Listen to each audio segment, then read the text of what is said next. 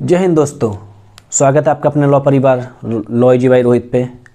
जैसा कि आप जानते हैं, उत्तर प्रदेश न्यायिक सेवा परीक्षा के नवमान्य एक्ट का जो क्रम चालू था, जिसमें हम 4 एक्ट अपना कंप्लीट करा चुके हैं और उसमें 5वां आपका एक्ट है। 5वां एक्ट जो आपका है वो है महिलाओं को कार्यस्थल पर लैंगिक उत्पीड़न निवारक प्रतिषेध और प्रतिपोष अधिनियम 2013। तो आज हम ज़्यादा कुछ बोलेंगे नहीं, आज सीधा क्लास स्टार्ट करते हैं अपना। तो जैसा कि हम बता दें कि सुप्रीम कोर्ट ने एक केस इस पर जजमेंट किया था, डिसाइड किया था, जिसका नाम था विशाखा दत्त बनाम भारत संघ। उसका मामला यही था कि उसमें कार्यस्थल पर जो लैंगिक उत्पीड़न होता है महिलाओं के साथ, उनके बारे में इसमें बताया गया था। जैसा कि अधिनियम है, प्रकृति नाम से ही प्रतीत होता है कि इसमें जो भी पीड़ित होगा सिर्फ वो महिला होगी। ऐसा नहीं है कि पुरुषों के साथ सेक्सुअल हरासमेंट नहीं होते हैं, लेकिन ये अधिनियम सिर्फ महिलाओं के बारे में बात करता है, ठीक है ना। तो आज हम थोड़ा एक्ट को थोड़ा नई तरीके से पढ़ेंगे और बे एक्ट साथ लेके पढ़ेंगे। बे एक्ट नहीं है तो निकाल लीजिए या डाउनलोड कर लीजिए ऑनलाइन। तो आज हम बात करते हैं सीधा इसके सेक्शन 3 से। जैसा कि हम जानते हैं कि महिलाओं के ऊपर ये महिलाओं के बारे में बात करता है, तो इसका जो सेक्शन 3 है, ठीक, यहाँ लिस्ट बनाना चलेंगे हम कौन कौन सेक्शन पढ़ते जा रहे हैं, ठीक है ना। वे एक्ट अपना ले लीजिए।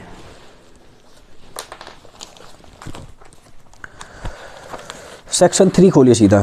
आज थोड़ा अलग तरीके से इसको पढ़ते हैं।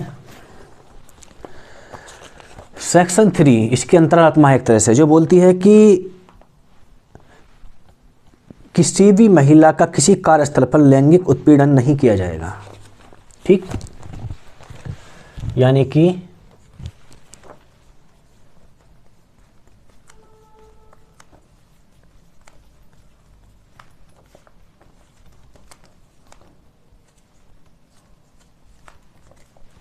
ये धारा लैंगिक उत्पीड़न को रोकती है, ठीक। यानी कि ये बोलती है सब क्लॉज 1, इसका सब क्लॉज 1 इस बात को बोलता है कि लैंगिक उत्पीड़न, तो बैठ की लाइन है कि किसी भी महिला का किसी कार्यस्थल पर लैंगिक उत्पीड़न नहीं किया जाएगा, यानी कि किसी वर्क प्लेस पर किसी महिला का सेक्सुअल हरासमेंट नहीं किया जाएगा, ठीक। सीधा सेक्शन 3 से हम कोरिलेट करते हैं क्या, सेक्शन 2N।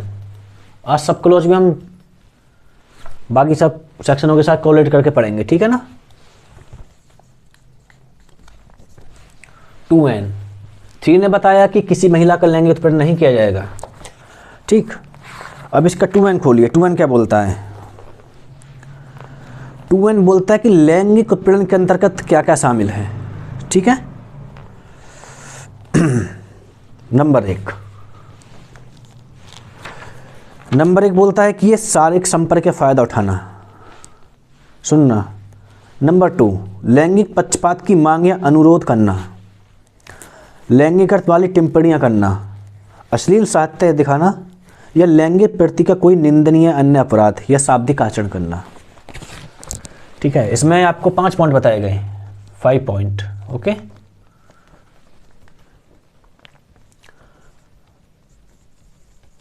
फाइव पॉइंट इसमें बताए गए आपको, जो बिल्कुल सेम इसके बारे में हम पीछे पढ़े होंगे IPC 354A, जिसको संशोधन नियम 2013 द्वारा IPC में प्रस्तावित किया गया था, यानी कि एडजस्ट किया गया था, उसके बारे में।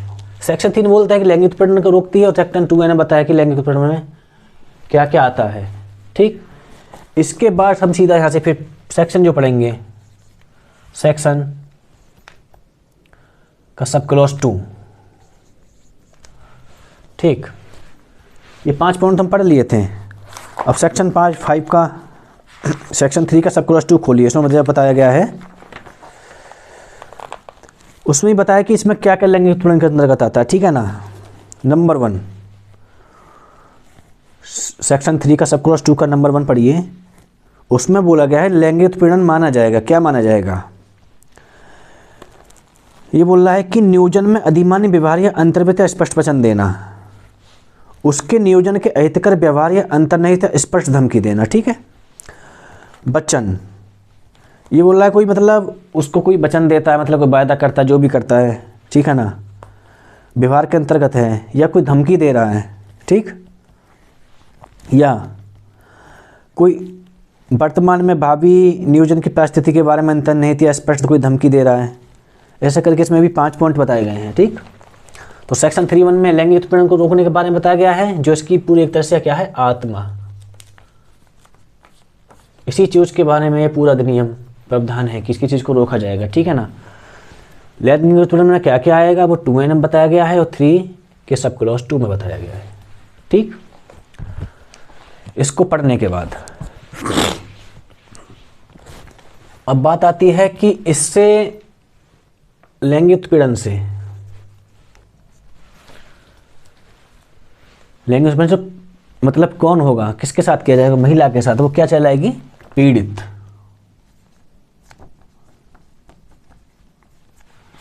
वो क्या कहलाएगी, पीड़ित कहलाएगी, ठीक। पीड़ित का प्रावधान कहाँ किया गया है, सेक्शन 2(a) में, ठीक है। तो सेक्शन 2(a) क्या बोलता है, सेक्शन 2(a) बोलता है कि व्यतीत महिला, ठीक, जैसा हम बताए थे, व्यतीत महिला यानी कि पीड़ित महिला। तो 2(a) में व्यतीत महिला को बताया गया है, ठीक है ना। व्यतीत महिला कौन सी होगी, जो किसी कार्यस्थल के संबंध में किसी आयु की महिला, चाहे वो वहाँ पे काम करती हो यानी नियोजित हो, या व्यक्ति द्वारा लैंगिक उत्पीड़न के किसी कार्य के अधीन रहने का वेतन करती है, ठीक। यानी कि क्या बोल रहा है ये, सुनना, किसके बारे में बात करती है ये, प्रत्यर्थी के बारे में। यानी कि ये कोई आरोप लगाती है, किस पे लगाती है, प्रत्यर्थी पर। प्रत्यर्थी कौन होगा, जिस पे आरोप लगाया जा रहा है, ठीक है ना। वो कौन होगा, किसी कार्यालय के संबंध में, ठीक है ना, किसी भी आयु की महिला, चाहे नियोजित हो या नहीं है, जो प्रत्यर्थी द्वारा लैंगिक उत्पीड़न, प्रत्यर्थी के बारे में बताया गया है, जिस पर आरोप लगाया गया है, ठीक है। प्रत्यर्थी को जो परिभाषित किया गया है वो कहाँ पे है, 2(m) खोलते जाइएगा, 2(m) खोलिए। 2(m) क्या बात करता है, देखिए, प्रत्यर्थी से ऐसा कोई भी व्यक्ति होगा जिसके विरुद्ध महिला ने धारा 9 के अंदर को परिवाद किया है। यहाँ बात अब किसकी आती है, परिवाद की। महिला पीड़ित थी, इसके ऊपर उसने आरोप लगाया प्रत्यर्थी के बराबर, प्रत्यर्थी को जिस पर आरोप लगाया गया, आरोप कहाँ पे, प्रत्यर्थी बताया 2(m) में। अब क्या कर रही है ये, परिवाद कर रही है, ठीक। परिवाद के बारे में प्रावधान क्या किया गया है, सेक्शन 9, ठीक। सेक्शन 9 पहुंचिए अब सीधा।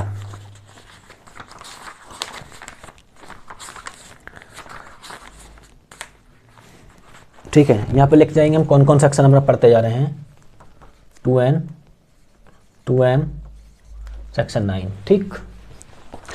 सेक्शन 9 क्या बोलता है, कोई व्यतीत महिला, जिसके बारे में पीछे पढ़ के आ रहे हैं, कार्यस्थल पर लैंगिक उत्पीड़न का घटना की तारीख से 3 मास की यानी 3 महीने के भीतर श्रृंखलाबद्ध घटना की दिशा में, यानी कि उसके पास पहला क्या है कि मान लीजिए उसके पास कोई अपराध हो रहा है तो वहाँ से अपराध की घटना की तारीख से 3 महीना के अंदर, ठीक। और उसके बावजूद अगर कोई घटना उसके श्रृंखलाबद्ध हो रही है, एक के बाद एक घटना हो रही है, जो अंतिम घटना है उस घटना के 3 महीने के भीतर लिखित में परिवाद, ठीक। ये क्या बोल रही है, जो परिवाद किया जाएगा वो घटना के 3 माह के अंदर किया जाएगा, ठीक है ना। और ये बोल रही है परिवाद किसको दिया, जो परिवाद होगा वो किसको किया जाएगा, परिवाद जो होगा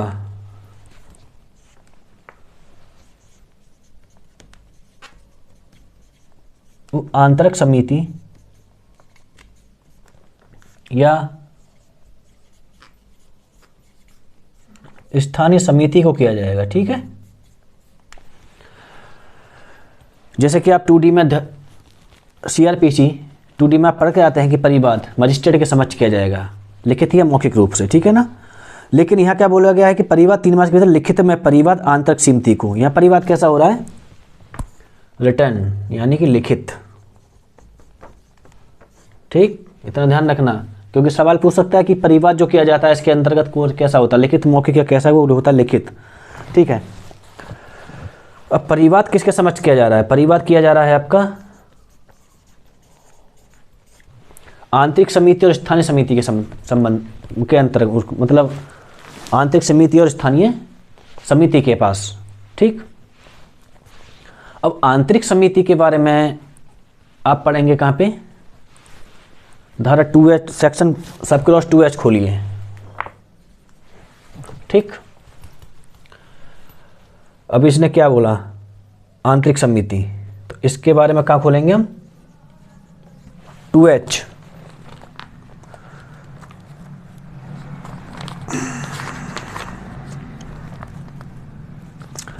देखिए, धारा 2H में बताया कि आंतरिक समिति से धारा 4 के अंदर गठित आंतरिक परिवाद समिति अविवाहित है। तो इसके बारे में प्रावधान क्या कहा गया? सेक्शन सब क्लॉज सेक्शन 4 में बताया गया है। ठीक है ना, 2H बता रही है कि एक आंतरिक समिति होगी जो धारा 4 के अंतर्गत गठित है। तो धारा 4 बताती है कि आंतरिक समिति होती क्या है। ठीक, तो इसके बाद हम पहुंचे सीधा सेक्शन 4 पर। एक के बाद एक आपका एक से संबंधित होते जा रहे हैं सेक्शन। ठीक है ना, सेक्शन 4 बताती है क्या कि कार्यालय स्थल का प्रत्येक नियोजक, नियोजक कौन होता है? उसका मालिक। ठीक, लिखित आदेश द्वारा आंतरिक परिवाद समिति नामक समिति का गठन करेगा। ठीक, इसी के साथ ये परिवाद कर रही थी महिला। अब बात आती है कि मान लीजिए पारिवारिक समिति कर दी, स्थानीय समिति कौन है? तो उसके बारे में भी आगे पढ़ेंगे कि स्थानीय समिति कब बनेगी। तो इसके बारे में क्या बताया गया है? इसके बारे में बताया गया है आपका स्थानीय समिति के बारे में पढ़ाएंगे हम 2I section sub clause 2I में बताया गया है कि धारा 6 के अंतर्गत गठित एक स्थानीय समिति होगी। अब बोल रहे होंगे कि आंतरिक समिति तो थी, फिर स्थानीय समिति की जरूरत क्या पड़ गई? ठीक है, इसके लिए सेक्शन 5 खोलिए। ठीक, धारा 6 बोले थे, 6 खोलिए। ठीक, ये बोलिए स्थानीय समिति गठन प्रत्येक जिलाधिकारी। ठीक, प्रत्येक जिलाधिकारी संबंधित जिले में ऐसे स्थापनों से जहां 10 से कम कर्मकार होने के कारण गठित नहीं की गई है। ठीक है, एक बात तो निकल के आती गई है। आंतरिक समिति कहाँ गठित करेगी? जहां कम से कम 10 कर्मकार हैं, यानी काम करने वाले 10 से, आप देखिए 10 हैं, तो वहाँ आंतरिक समिति। आंतरिक समिति में गठित नहीं की जाती है तो वहाँ क्या बनाई जाती है? फिर स्थानीय समिति। इसको बनाता कौन है? DM, यानी कि डिस्ट्रिक्ट मजिस्ट्रेट होता है, लेकिन इसके बारे में प्रावधान किया है जिलाधिकारी। ठीक है, जिलाधिकारी का प्रावधान कहाँ दिया गया है? जिलाधिकारी को परिभाषित किया गया सेक्शन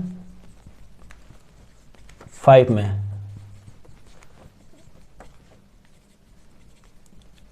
जिलाधिकारी, इसको भी हम पढ़ेंगे अभी, इससे पहले आते आते हैं। तो परिवाद क्या गया था? परिवाद 3 माह में, मान लीजिए व्यतीत महिला 3 माह के अंदर परिवाद नहीं कर पाती है, सेक्शन 9 पढ़ रहे हैं हम, 3 महीना में परिवाद नहीं कर पाती तो 3 महीने का उसको और समय दिया जाएगा, मतलब 3 महीना उसको और आगे बढ़ा दिया जाएगा। लेकिन यहाँ 3 और 3 6 माह से ज़्यादा समय नहीं हो पाएगा। जैसा कि आपसे 1 साल पहले एक केस चल रहे थे, मीटू कैंपेन जो चला था, उसमें बहुत लोगों पर आरोप लगाए थे, लेकिन उसमें कोई परिवाद या कोई भी FIR लॉन्च नहीं हुई थी। तो क्यों नहीं हुई थी? क्योंकि यहाँ साफ साफ प्रावधान किया गया है कि घटना के या फिर एक से ज़्यादा घटना होती हैं, लास्ट घटना के होने के 3 माह के अंदर आप परिवाद कर सकते हैं, या उससे 3 माह का समय आपको कोई कारणवश और दे दिया जाएगा, यानी वो 6 माह के आप कोई परिवाद नहीं कर पाएंगे। उसमें आप जब ये आरोप लगाए गए थे तो 1 से 2 साल का समय निकल चुका था उसमें, इसलिए कोई परिवाद नहीं किया गया। ठीक, तो परिवाद सेक्शन 9 के अंतर्गत किया जाएगा। किस पे किया जाएगा? आंतरिक समिति का, स्थानीय समिति का। आंतरिक समिति कहाँ बनेगी? जहाँ 10 या कर्मकार है उससे अधिक है, जब नहीं है तो स्थानीय समिति। स्थानीय समिति कौन बनाएगी? जिलाधिकारी बनाएगा। जिलाधिकारी के बारे में प्रावधान कहाँ किया गया है? सेक्शन 5 में। ठीक, सेक्शन 5 क्या बोलता है कि समुचित सरकार किसी जिले मजिस्ट्रेट, मजिस्ट्रेट, कलेक्टर या उप कलेक्टर को इस दिनों के दिन शक्तियों का प्रयोग कर्तव्य का निर्वहन करने प्रत्येक जिला के लिए जिलाधिकारी के रूप में अधिसूचित करेगी। ठीक, तो इसका सिलेक्शन कौन करेगी? तो समुचित सरकार करेगी। ठीक, सीधा वहाँ से हम सीधा जिलाधिकारी के बारे में। ठीक है, अब इसके बाद सीधा आते हैं हम कहाँ पे कि जिलाधिकारी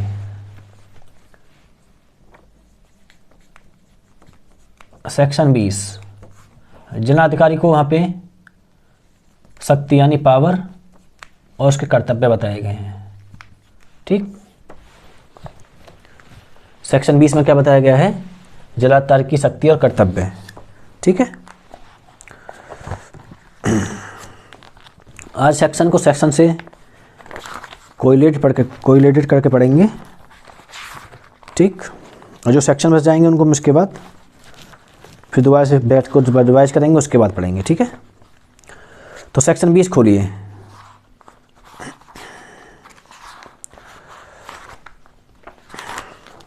देखिए, जिलाधिकारी, तो सेक्शन 20 में बताया गया है कि जिलाधिकारी स्थानीय समिति द्वारा प्रस्तुत रिपोर्टों के समय से दिए जाने को मॉनिटर करेगा, यानी इनको मॉनिटर करेगा। ठीक, या ऐसा कोई उपाय करेगा जिससे लैंगिक उत्पीड़न और महिलाओं के अधिकारों के संबंध में जागरूकता फैलाने के लिए किसी संगठन को लगाने के लिए आवश्यक हो। तो उसमें उसकी कर्तव्य और शक्ति बताई गई है सेक्शन 20 में। अब इसके बाद कार्रवाई होती है। परिवाद हो गया, जिलाधिकारी बता दिया, जिलाधिकारी करेगा, इसके पावर बताए गए। अब परिवाद के बाद क्या होगा? परिवाद के बाद हमेशा एक परिवाद क्या होता है कि सरकार का ही कहना है कि कम से कम मामले आओ, जल्दी से समाप्त हो। ठीक है ना, तो सेक्शन 10 बोलती है सुलह के बारे में, यानी कि समझौता के बारे में। लेकिन समझौता कैसा होगा? कोर्ट द्वारा होगा, लेकिन इसमें कोई धन का वो नहीं होगा, धन दे दिया, केस खत्म कर दिया, इस बात को मैं दबान से निकाल दिया, इसे कोई समझौता कोई नहीं है। ठीक, तो पहले यहाँ कोशिश करी जाएगी कि पहले सुलह करवा के इस मामले को ख़त्म किया जाए। ठीक है, जिसके बारे में सेक्शन 10 बोलता है। सेक्शन 10 खोलिए। सेक्शन 10 बोलता है कि यांत्रिक समिति या स्थानीय समिति धारा 11 के अधीन जांच आरंभ करने से पहले पूर्ववित महिला के अनुरोध पर सुलह के माध्यम से उनके और प्रत्येक मामले का समाधान करने का उपाय करेगी। ठीक, परंतु कोई धन संबंधी समाधान सुलह के आधार के रूप में नहीं किया जाएगा। ठीक, धन की यहाँ कोई बात नहीं होगी, समिति ही इसमें सुलह करेगी। यहाँ मामला जब सुलह हो जाएगा तो मामला यहाँ पे खत्म। लेकिन एक और चीज़, सुलह की गई है, ठीक, जो प्रत्यर्थी है जिसके ऊपर आरोप लगाया गया है, ठीक है ना, अब जो सुलह में जो शर्त लगाई गई थी, शर्तों का उल्लंघन करता है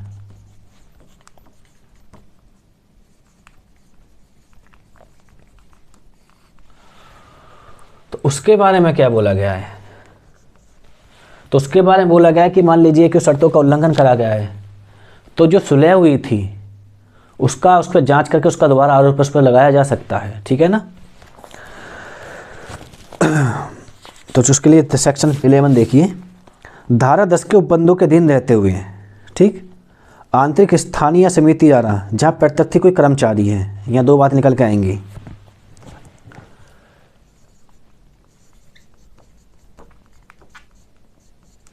सिलेक्शन 11 में दो बात, एक तो है कर्मचारी और दूसरा है आपका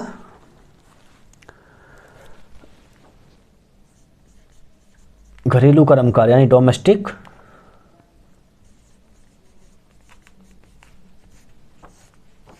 ठीक है।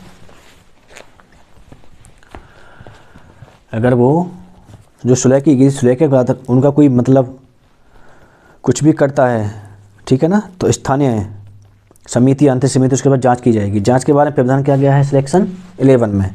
तो 11 में बताया गया है कि 10 के उपबंधों के अधीन रहते हुए, तो यहाँ दो लोग हैं, एक पहला कर्मचारी बताया गया है सेक्शन 11 में, घरेलू कर्मकार बताया गया है। तो उसमें बताया गया है कि 10 के उपबंधों के अधीन रहते हुए आंतरिक समिति या स्थानीय समिति जहाँ प्रत्यर्थी यानी कि जिस पर आरोप लगाया गया है कोई कर्मचारी है, तो उसके ऊपर जो कार्रवाई की जाएगी वो सेवा नियमों के अधीन की जाएगी। ठीक, तो इस पे जो कार्रवाई की जा रही है वो कैसे की जा रही है?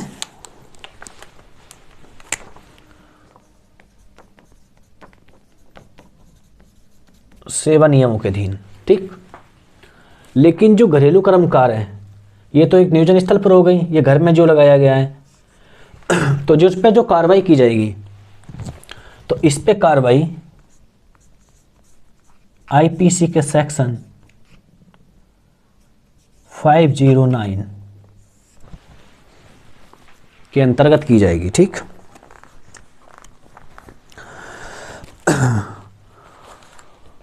और जांच करके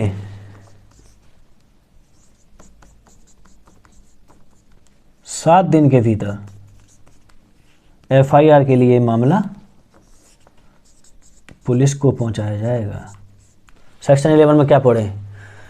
जब 9 के अंदर परिवाद किया गया, 10 के अंदर सुलह करी गई, सुलह की शर्तों पर उल्लंघन किया किसने? आरोपी ने। शर्त का उल्लंघन करने के 11 के अंदर आंतरिक समिति और स्थानीय समिति जांच करेगी। स्थानीय समिति और समिति जांच करने के लिए अगर वो कर्मचारी है तो सेवा नियमों के अंतर्गत उस पर आरोप लगाया जाएगा, कार्रवाई संचालित की जाएगी। अगर घरेलू कर्मकार है तो आईपीसी सेक्शन 509 के अंतर्गत 7 दिन या के अंदर जांच करके एफआईआर के लिए पुलिस को रिपोर्ट सौंपी जाएगी। ठीक, एक और चीज़ यहाँ पे, जैसे हम यहाँ पढ़ रहे थे आज में आंतरिक समिति के बारे में, आंतरिक समिति कैसे बनाई जाएगी, तो पता ही 10 ग्राम के स्थानीय समिति बनाई जाएगी। ठीक है ना, स्थानीय समिति कौन बनाएगा? डिस्ट्रिक्ट मजिस्ट्रेट बता दिए थे। अब बात आती है कि मान लीजिए यहाँ आरोप साबित हो जाता है सिलेक्शन 11 के अंतर्गत, क्या हुआ? ये आरोप साबित हो गया। ठीक, तब क्या होगा भाई? जब जांच की जाएगी दो चीज़ें होंगी, आरोप साबित हो या ना साबित होगा। ठीक है, तो वहाँ दो चीज़ बताई गई हैं। देखो सेक्शन 11(4) खोलिए।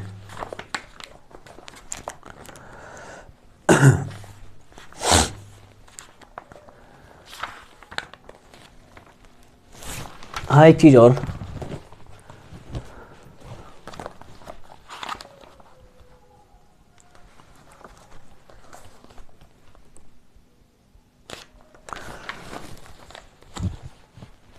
जो मान लीजिए सेक्शन के अंदर जांच की जा रही थी, तो जांच वो कितने दिन में पूरी की? जांच वो पूरी की जाएगी आपका 90 दिन में। ठीक है ना, 90 दिन के बाद जांच करने के बाद उसके 7 दिन के बाद ये आपको रिपोर्ट यहाँ पे पेश की जाएगी, क्योंकि ज़्यादातर प्री में आपके दिन ही पूछेगा।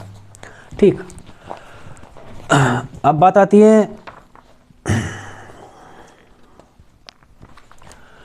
कि जांच भी हो गई और जांच अगर साबित हो जाती है, मानता आप आरोप है, तो क्या कहा जाएगा फिर? तो हम सीधा पहुंचेंगे कहाँ पे? सेक्शन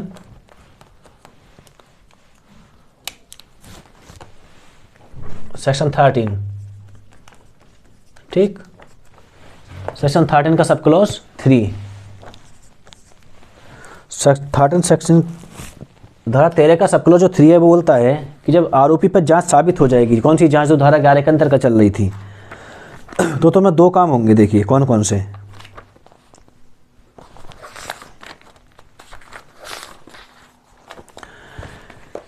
आंतरिक समिति या स्थानीय समिति इस निष्कर्ष पर पहुंचती है कि प्रत्यर्थी के विरुद्ध अभिकथन साबित हो गया है। ठीक, तो हमारे निम्नलिखित दो कार्य करेगी। ठीक है ना, 13 में बताया गया कि जब आप जांच जब आरोपी के खिलाफ साबित हो जाएगी तो वहाँ दो कार्य किए जाएंगे। ठीक, पहला कार्य क्या होगा? पहला होगी प्रत्यर्थी को लागू नियमों के उपबंधों के अनुसार कदाचार के रूप में जहाँ सेवा नियम नहीं बनाए गए हैं वह रीति से बस उस तरीके से लैंगिक उत्पीड़न के लिए कार्यवाही करने के लिए। ठीक है, उसमें बताया गया, मान लीजिए जो पीछे भी बताए थे, अगर कर्मचारी है और उसके लिए कोई नियम नहीं बताया गया है तो उस पर लैंगिक उत्पीड़न के अंदर जो कार्रवाई बताई गई वो की जाएगी। ठीक है, दूसरा बताया गया है कि प्रत्यर्थी को लागू सेवा नियमों किसी बात के होते हुए जो कार्रवाइयाँ की जा रही थी तो वह समुचित समझे उसकी जो वेतन होता है, ठीक है ना, उस वेतन में से कटौती करके वो पीड़ित को दिलाई जाएगी। ठीक है ना, अब देख लीजिए, मान लीजिए अब कोई बात साबित नहीं होती है। अभी तो हम पढ़ रहे थे कि अगर ये साबित हो जाएगा तो क्या होगा, ठीक। तो यहीं पे सेक्शन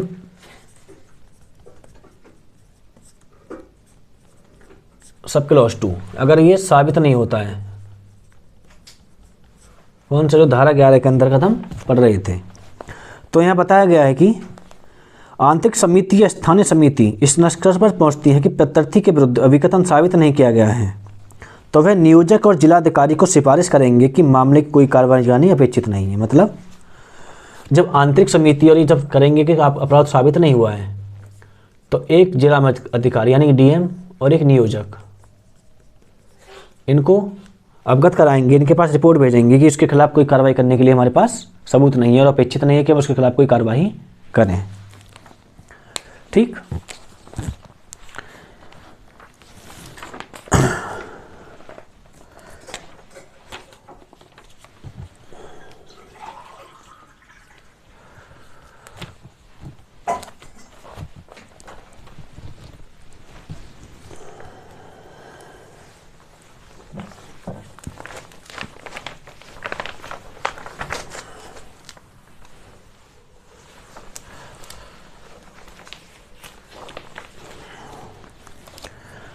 देखिए सेक्शन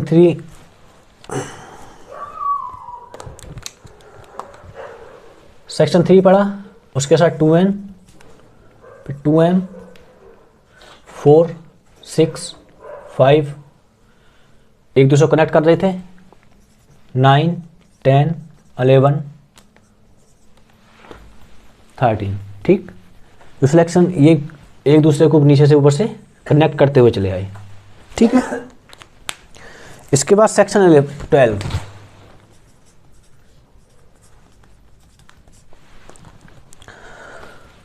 तो सेक्शन 12 क्या बोलता है, देखिए ये बोल रहा है जांच के लंबित रहने के दौरान कार्रवाई, जो 11 के अंदर हम जांच कर रहे थे, जो स्थानीय समिति या आंतरिक समिति द्वारा जो जांच की जा रही थी, ठीक। तो उसमें बताया गया कि मान लीजिए जांच लंबित है और पीड़ित महिला कोई अनुरोध करती है तो आंतरिक समिति या स्थानीय समिति नियोजक को एक सिफारिश करेगी, क्या, कि जो व्यथित महिला है उसको उस कार्यस्थल से स्थानांतरण कर दिया जाए, यानी उसका ट्रांसफर कर दिया जाए, ठीक है ना। दूसरा, उसे कोई और राहत प्रदान की जाए, उसमें कुछ भी हो सकता है, ठीक है।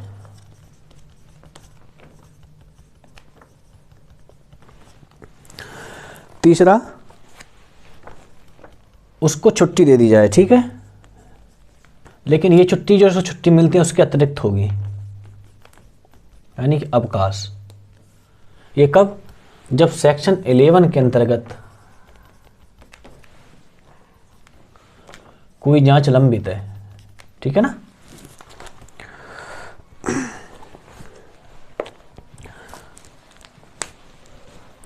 तो इसके बाद फिर आपके जो सेक्शन बचते हैं अब उनको हम एक तरफ से पढ़ते हैं, ठीक। तो फिर सब क्लॉज वापस सब क्लॉज और पाइए।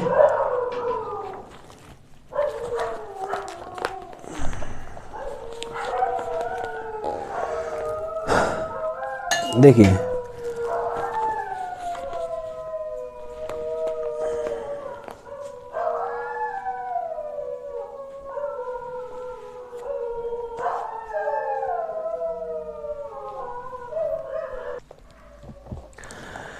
ठीक है ना, जैसे हम सेक्शन पढ़े 3 के साथ 2N को क्रॉस किए, उसके साथ इसको कोरिलेट किए, फिर 4 किए, 4 से 6 किए, 6 से 5 किए, 5 से 9 किए परिवाद, फिर सुलह किए, यहाँ जांच कराई, जांच के बाद आरोप साबित हुए कि नहीं हुए, जब तक जांच लंबित हुई तो 12 में, ठीक है ना।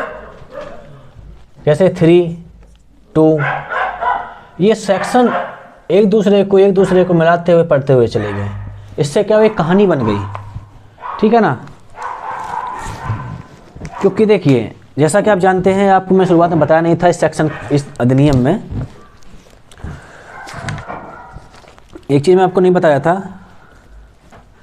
कि अधिनियम 9 दिसंबर 2013 को लागू हुआ, ठीक है ना, और 10 इसमें धाराएं थी, शुरुआत में आपको नहीं बताए थे, 30 इसमें धाराएं हैं और अध्याय इसमें 8 हैं, ठीक। और 30 धाराएं हमको पूरी कंप्लीट नहीं पढ़नी है, इंपॉर्टेंट धाराएं पढ़नी है जिससे क्वेश्चन बन सकता है, पूरा नहीं पढ़ना है। जिसमें जो इंपॉर्टेंट थे आधी धाराएं आज पढ़ चुके हैं और बाकी कुछ ही धाराएं बची हैं जो कल पढ़ेंगे, ठीक है ना। तो इस सेट को दोबारा कल यहीं से स्टार्ट करेंगे। तब तक के लिए धन्यवाद। जय हिंद, जय भारत।